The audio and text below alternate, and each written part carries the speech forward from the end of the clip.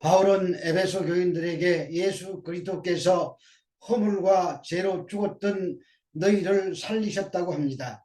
그들이 죽었던 것은 허물과 죄 가운데 행하며 세상 풍조를 따르고 공중 권세 잡은 자인 마귀를 쫓아 살았기 때문입니다.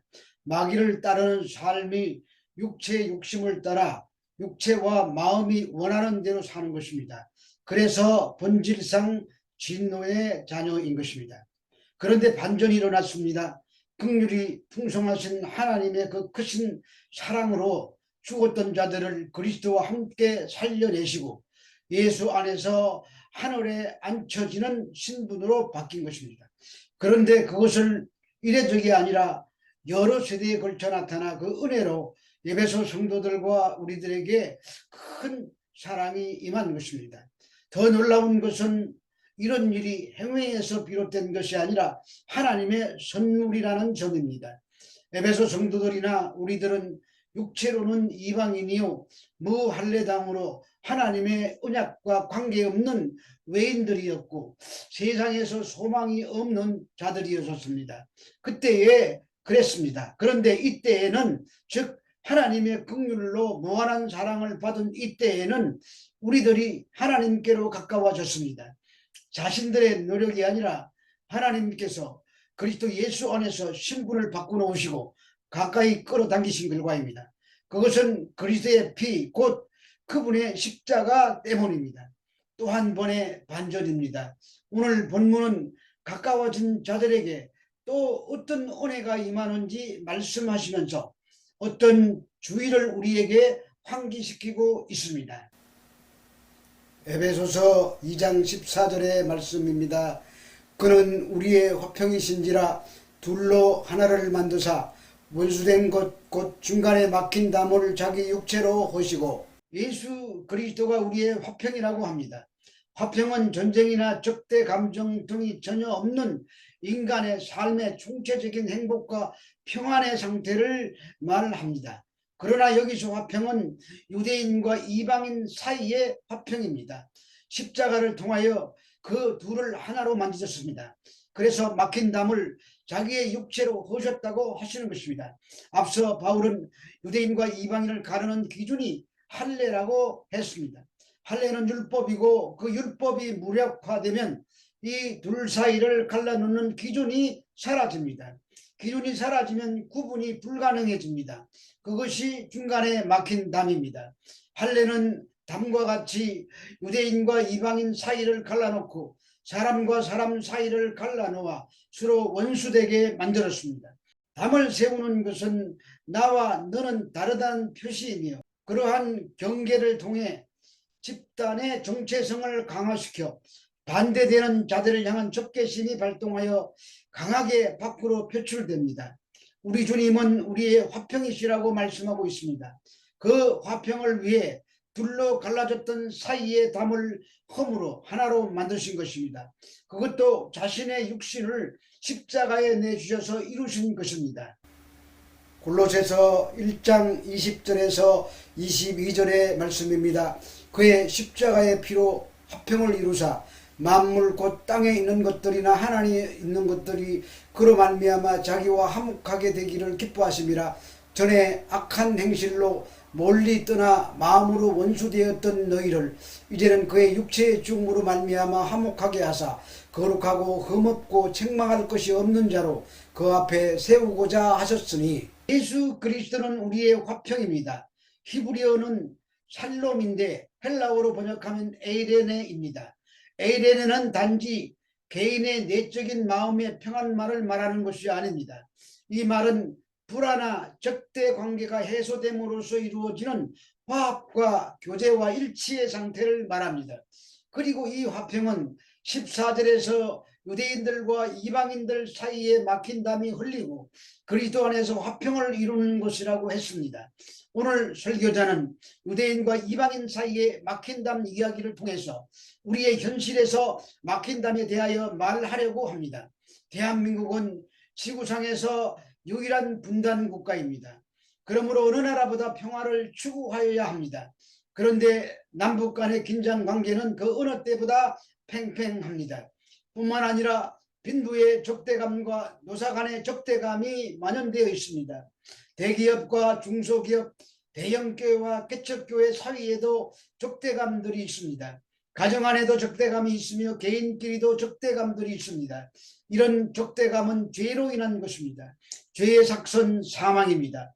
그럼에도 여전히 온갖 시기와 적대감으로 가득 틀어차 있다면 아직도 죄 아래에 있다는 증거입니다. 죄 아래에 있기 때문에 자기 중심적인 주장만 늘어놓습니다. 이런 상반된 두 집단이 만나면 충돌이 일어나는 것은 당연합니다. 한국 사회에는 그런 진영 논리에 빠져서 진보와 보수가 첨예하게 대립하고 있습니다. 양쪽이 다 우리라는 울타리 밖에 있는 자들을 모두 나쁜 놈들이고 죽일 놈들이라고 말합니다. 문제는 그리스도인들조차도 그렇다는 말입니다. 그리스도인들은 진영 논리보다 훨씬 높은 하나님의 사랑의 논리의 법 안에 있는 자들입니다. 그럼에도 예수의 피로 허물었던 그 담을 다시 세워 싸우고 있습니다. 팩트가 진리인 양 떠들고 있습니다. 그것은 사실일 수는 있어도 진리는 아닙니다. 그러므로 적어도 그리스도인이라면 그런 담을 다시 쌓아서는 안 됩니다. 그것은 예수 그리스도께서 그 담을 허무시려고 자신의 피를 흘리셨기 때문입니다. 따라 성도들은 세상의 진영 논리로 싸우지 말고 말씀의 진리 안으로 들어와야 합니다. 여전히 적대감을 가지고 싸우는 것은 그리스도의 십자가의 피를 부정하는 것입니다. 다 사랑으로 품어야 합니다. 예수의 피로 뛰어넘는 진리는 이 세상 어디에도 없기 때문입니다.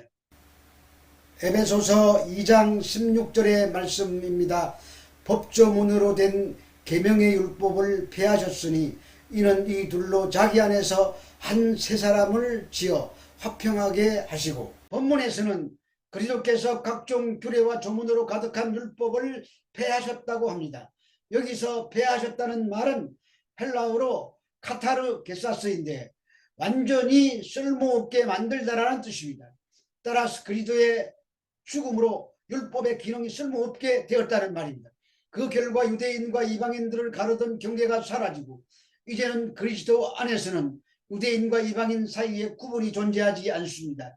그것은 그리스도께서 이 둘을 하나의 새로운 사람으로 창조하셨기 때문입니다. 이처럼 둘로 나누었던 담이 사라지면서 적개심과 원수된 것도 사라지게 됩니다. 그러나 율법을 무력화하였다는 것은 유대인과 이방인으로 구성된 하나님의 새로운 백성이 율법을 지켜야 하는 의무에서 벗어났다는 의미이지 율법을 폐기했다는 뜻은 아닙니다. 이 둘로 자기 안에서 새 사람으로 만들어 화평케 하신다고 합니다. 새 창조로 이루어진 연합하여 만들어진 새로운 공동체는 이전과 다른 새로운 그리스도인 공동체가 되는 것입니다. 에베소서 2장 16절의 말씀입니다. 또 십자가로 이 둘을 한 몸으로 하나님과 화목하게 하려 하심이라. 원수된 것을 십자가로 소멸하시고, 바울은 그리스도의 죽음을 가리키는 또 다른 말인 십자가를 말하고 있습니다. 앞서 살펴보았듯이 그리스도의 죽음은 율법을 무력화시킴으로써 유대인과 이방인을 하나의 몸으로 묶어 놓았습니다. 그러나 그것으로 끝난 것이 아닙니다. 예수의 죽음은 한 몸 되게 하신 후 그렇게 새 사람으로 된 그들을 하나님과 화목하게 하셨습니다. 십자가는 유대인과 이방인 사이의 원수됨을 무너뜨렸을 뿐만 아니라 하나님과 인류 사이의 원수되었던 과거의 관계까지 소멸시켰습니다. 소멸시키다로 번역된 헬라어 아포크테이나스는 공공연히 살해하다, 사형에 처하다라는 뜻입니다. 그러므로 그리스도는 십자가의 죽음을 통해 하나님과 인간 사이에 원수된 그것을 폐하신 것입니다. 정리하면 그리스도의 십자가의 죽음은 크게 두 방향으로 화평을 가져왔습니다. 첫째는 유대인과 이방인 사이의 화평입니다.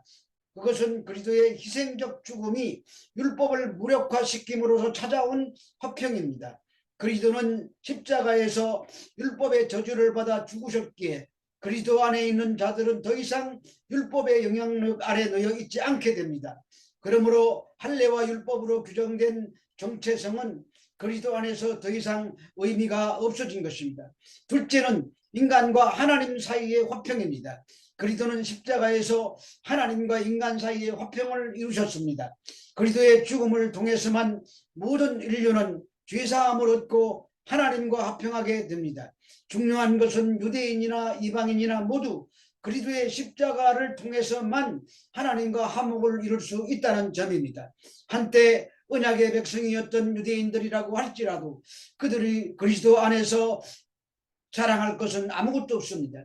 이제 하나님의 백성은 율법이 아니라 그리스도에 의해서 그 정체성이 규정됩니다. 그래서 그리스도의 십자가로 말미암아 하나님의 은혜로 받은 구원은 유대인과 이방인 모두 아무것도 자랑할 수 없게 된 것입니다. 오직 예수 그리스도의 십자가와 그 피만 우리의 자랑이요 소망의 근거가 되는 것입니다. 에베소서 2장 17절에서 18절의 말씀입니다. 또 오셔서 먼 데 있는 너희에게 평안을 전하시고 가까운 데 있는 자들에게 평안을 전하셨으니 이는 그로 말미암아 우리 둘이 한 성령 안에서 아버지께 나아감을 얻게 하려 하심이라. 예수님은 평안을 전하시는 분이십니다. 평안은 히브리어로 샬롬입니다. 우리의 화평이신 그리스도는 십자가에서 이루신 화평과 평안을 유대인과 이방인 모두에게 전하셨습니다. 여기에 먼 데 있는 너희는 이방인 에베소 성도들을 가리키고 가까운 데 있는 자들은 유대인들을 가리킵니다. 그리스도께서는 화평의 좋은 소식을 유대인과 이방인 모두에게 선포하셨습니다. 그 결과 이방인과 유대인 모두가 예수로 말미암아 성령 안에서 아버지 하나님께 나아가게 되었습니다. 그런데 여기서 먼 데와 가까운 데는 70인역의 이사야 57장 19절을 인용한 말씀인데 입술에 열매를 창조하는 자 여호와가 말하노라 먼 데에 있는 자들에게든지 가까운 데에 있는 자들에게든지 평강이 있을지어다 내가 그를 고치리라고 하셨습니다. 바울은 이처럼 이사야 선지자의 말을 인용하여 그리스도의 평화가 유대인과 이방인 각각 그룹의 선포됨을 강조하고 있습니다. 이러한 그리스도의 평안에 대한 선포는 하나님과 각 그룹 간의 화해를 전제로 한 유대인과 이방인 사이의 화해를 말하는 것입니다. 그런데 그것은 유대인이나 헬라인이나 한 성령 안에서 하나님께 나아갈 수 있는 길을 만들어주기 위함이라고 하십니다. 한 성령 안에서는 그리스도인들이 성령 안에서 아버지 하나님과 새로운 관계를 맺으며 살아감을 말하고 있습니다. 나아감은 헬라어로 프로사 고겐인데 구약의 종교적이고 제의적인 표현으로 70인역에서 하나님 앞에 나아가기 위해 드리는 제사를 의미하고 있습니다. 그래서 예수의 피로 제사가 드려진 것입니다. 이제 하나님께로 나아갈 수 있는 길이요 문이신 예수 그리스도를 통해서 이방인과 유대인을 구별하셨던 옛 범주인 담은 폐지되었습니다. 따라서 이방인들과 유대인들이 모두 하나님 앞에 나아갈 수 있는 길이 열리게 된 것입니다. 그러므로 예수의 피로 하나님과 합평케 된 우리 성도들은 어떤 일이나 어떤 상황 속에서도 나와 타인과의 사이에 담을 쌓아서는 안 되는 것입니다. 왜냐하면 그리스도의 피로 허무신 담이기 때문입니다. 이런 화평이 모두에게 임하시기를 우리 주 예수 그리스도의 이름으로 축복합니다.